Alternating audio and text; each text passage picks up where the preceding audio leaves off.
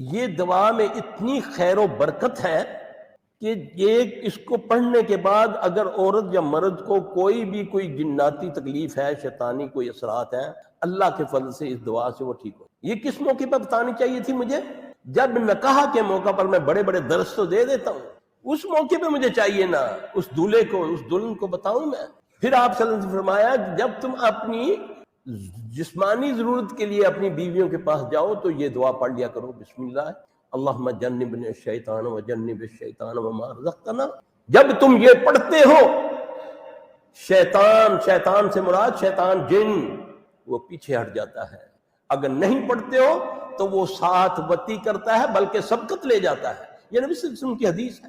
باقی ہر بندے کو شیطان چھوتا ہے الا کہ جس کے والدین نے اپنی جسمانی ضرورت کے وقت یہ دعا کو پڑھا۔